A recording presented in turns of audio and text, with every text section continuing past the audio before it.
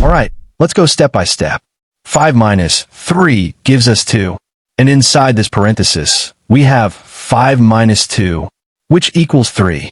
So you might think, 2 times 3 is 6. Oh, okay, easy. But, oh wow, that answer is not correct. Because according to the order of operations, first we do parenthesis, then exponents, then multiplication or division, and finally addition or subtraction. And remember, multiplication and division are equal level. So we always go left to right, and the same thing applies to addition and subtraction. In this expression we have 1 subtraction, 1 multiplication, and 1 parenthesis. Inside the parenthesis, we already have a subtraction.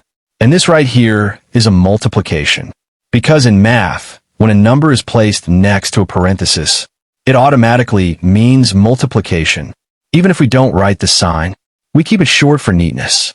So according to PEMDAS, first do the parenthesis, then the multiplication, and finally the subtraction. If we do the subtraction first, that's completely wrong. So let's do it correctly.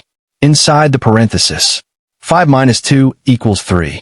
Now the expression becomes 5 minus 3 times 3. Now we have 1 subtraction and 1 multiplication. And according to PEMDAS, multiplication comes before subtraction. So first, 3 times 3 is 9. Now we have 5 minus 9, which gives us -4. And that is our final answer. The correct answer is -4. Oh wow, did you get that right on your first try? If you enjoy catching these tricky PEMDAS mistakes, make sure to subscribe so you never miss the next one.